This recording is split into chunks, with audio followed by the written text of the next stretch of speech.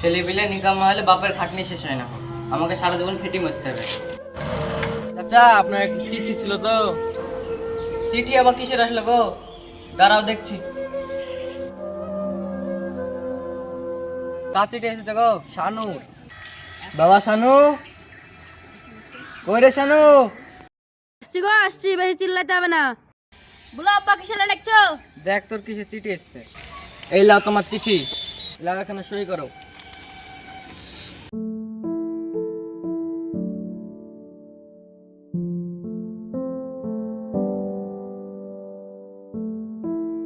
কিসের চিঠি একটু খুলে দেখ দেখি। চাকরির চিঠি গো আব্বা, আমি চাকরি পেয়ে গেছি। কি বলিস রে? আমার বুকে আজ কি যে আনন্দ। আল্লাহর নামে কিছু দিবা গো ফকিরটাকে। দিব গো দিব, আজকে মন খুলে দিব। এলে 20 টাকা লে। কি ব্যাপার যে 2 টাকা দিতে যে কান্দে আজ 20 টাকা লোড দিচ্ছে? কি গো চাচা, তুমি লটারি মটারি পাইলে নাকি 20 টাকা দিছো আজ? আমার বেটা চাকরি পেয়েছে রে। চাকরি পেয়েছে তো কত টাকা বেতন?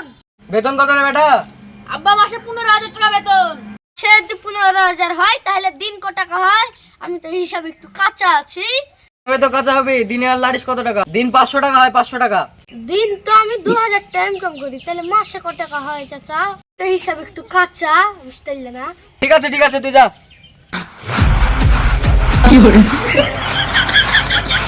তো চাকরি কথা এখন কাল থেকে এই ব্যবসা নামবো, বুঝলি? আল্লাহর নামে কিছু দিবেন গো আর বাচ্চারা 3 দিন থেকে না খেয়ে আছে গো কালারা। তোর তো আমি বিয়ে দিন না, তুই ছেলে বলি কোথায়? বলতে হয় তাহলে বেশি ভিক্ষে দেবে।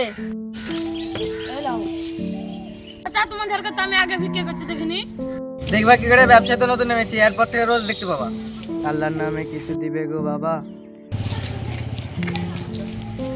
আল্লাহর নামে কিছু দিবেন গো মা খালারা।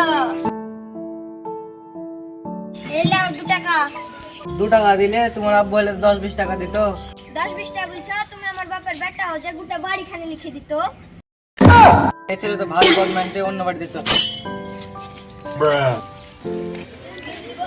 ওই দেখ বড় লোকের বাড়ি, ওই বাড়িতে গেলে 200-300 টাকা এমনি দিবে। চলো যাই। বউ থাকো তাহলে ভিক্ষে করে নিয়ে আসি। আল্লাহর নামে কিছু দিবেন গো। আমার বাড়িতে বা কোন ভিখারি এলো? কি ব্যাপার চাচা, আপনারা এই ব্যবসায়? না তো কি করবো, তুই আমাদের চেয়ে ভিক্ষে করে বড় লোক হবে আর আমরা আঙ্গুল চুষবো?